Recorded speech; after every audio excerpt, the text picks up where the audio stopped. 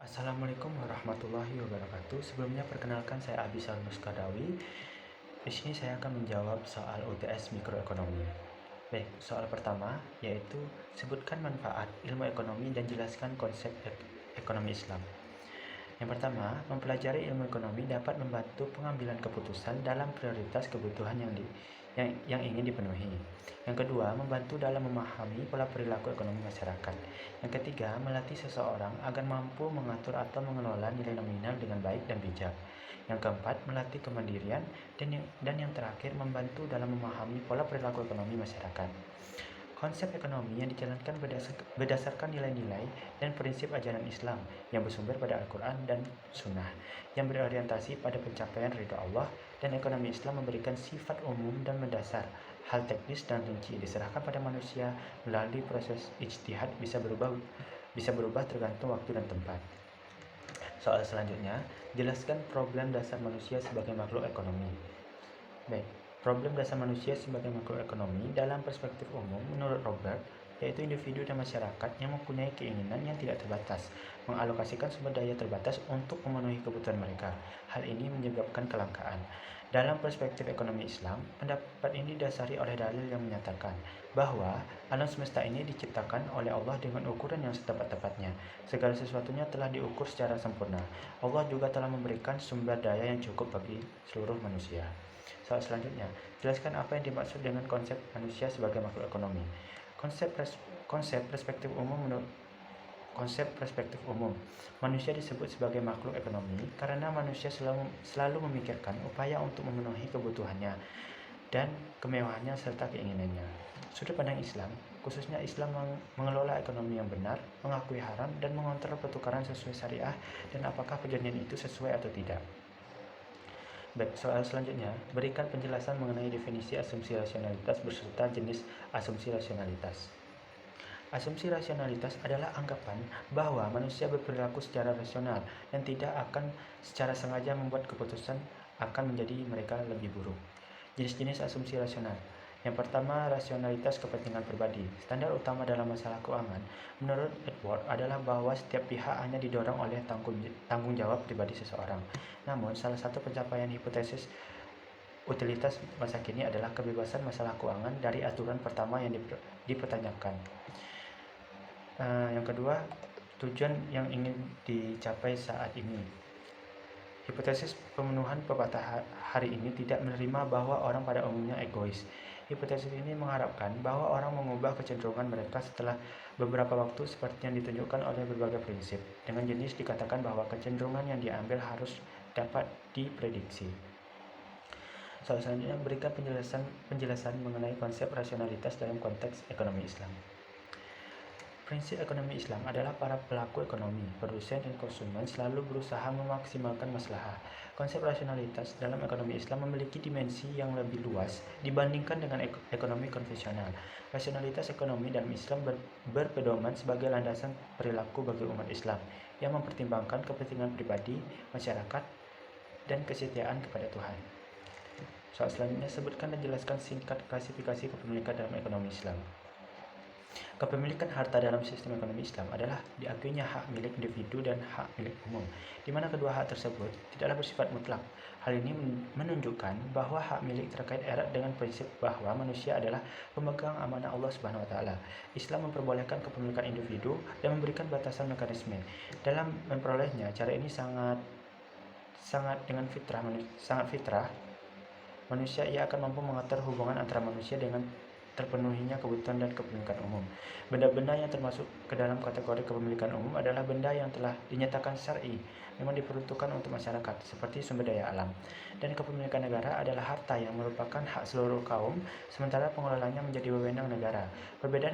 Perbedaan harta kepemilikan umum dan negara adalah harta kepemilikan umum pada dasarnya tidak dapat diberikan negara kepada individu, sedangkan harta kepemilikan negara dapat diberikan kepada individu sesuai dengan ketentuan yang telah disepakati.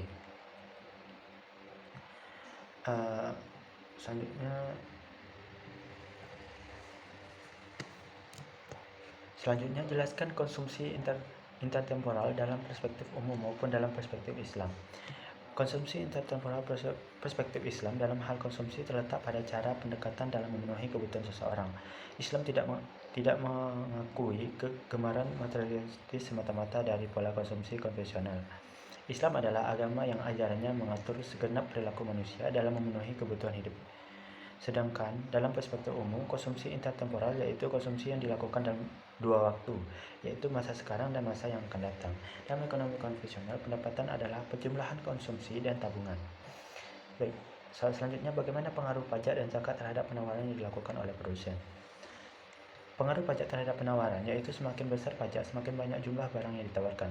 Semakin sedikit pajak, semakin sedikit jumlah barang yang ditawarkan. Sedangkan pengaruh zakat terhadap penawaran dapat dilihat dari dua sisi. Yang pertama adalah melihat pengaruh kewajiban membayar zakat terhadap perilaku penawaran. Dalam hal ini dicontohkan zakat perniagaan. Di sisi lain ada pengaruh zakat produktif, yakni alokasi zakat untuk kegiatan produktif dari mustahik terhadap kurva penawaran. Selanjutnya, apa yang Anda pahami mengenai konsep internalisasi biaya eksternal? Perilaku memaksimalkan profit seringkali mendorong produsen untuk berlaku aniaya. Salah satu cara untuk meningkatkan profitnya adalah dengan memindahkan biaya-biaya yang seharusnya ditanggung produsen kepada pihak lain. Misalnya, biaya pembuatan penutupan pemborosan fasilitas industri yang harus ditanggung oleh pembuat karena merupakan hasil siklus penciptaan, diberikan kepada masyarakat dengan membuang pemborosan garis produksi ke tempat umum. Kegiatan ini jelas merugikan karena membuat jelas diuntungkan dan interaksi pembuatan, namun tidak ingin dianggap bertanggung jawab atas hasil, khususnya biaya pengelolaan sampah. Baik, soal selanjutnya berikan penjelasan mengenai konsep maslahah. Maslahah merupakan suatu gagasan yang dijadikan sebagai pemikiran utama dalam mengurus persoalan-persoalan hukum Islam dengan alasan bahwa kaidah terkandung dalam masalah merupakan penopang motivasi tujuan di balik hukum, khususnya pemeliharaan agama, jiwa, sila, harta, dan benda. Soal selanjutnya berikan penjelasan mengenai bagaimana pengalokasikan sumber daya untuk kebutuhan. Pada dasarnya, sumber daya alam dikatakan sebagai segala kekayaan alam yang berada di dalam atau permukaan bumi yang dapat dimanfaatkan untuk kemakmuran manusia, misalnya hutan, laut, dan lainnya. Selain mengenal sumber daya alam dan manusia, kita juga mengenal sumber daya modal atau yang sering kita sebut sebagai kapital. Pada dasarnya, modal bisa dibedakan menjadi beberapa karakteristik. Di antaranya adalah benda yang berwujud, yang terdiri dari uang, barang, terus sifat yang terdiri dari modal tetap dan modal lancar. Selanjutnya, subjek yang terdiri dari modal orang, perorangan, atau modal kemasyarakatan. Yang terakhir, bentuk yang terdiri dari modal konkret dan modal abstrak. Inilah berbagai sumber daya yang bisa dimanfaatkan manusia dalam rangka memenuhi kebutuhan dan hasratnya. Beberapa di antaranya merupakan sumber daya yang terbatas jika tidak dialokasikan secara benar dan bijaksana. Berikan penjelasan mengenai perbedaan kebutuhan dan keinginan dalam konteks ekonomi Islam. Kebutuhan adalah segala sesuatu yang harus dimiliki setiap manusia untuk mempertahankan hidup dan memperoleh kesejahteraan serta kenyamanan. Sudah menjadi kodratnya bahwa kebutuhan setiap manusia itu beragam dan tidak ada batasnya, baik jumlah maupun macamnya. Terdapat 5 tingkat kebutuhan dasar, yaitu kebutuhan fisiologis, kebutuhan akan rasa aman, kebutuhan akan rasa memiliki, dan kasih sayang, kebutuhan akan penghargaan, dan kebutuhan akan akulturasi diri. Sedangkan keinginan dalam Islam dapat diartikan sebagai segala sesuatu yang berasal dari hasrat atau harapan seseorang dalam memiliki untuk memperoleh kepuasan. Sekian yang bisa saya sampaikan. Mohon maaf kalau ada kata salah. Wabillahi taufiq wa hidayah. Wassalamualaikum warahmatullahi wabarakatuh.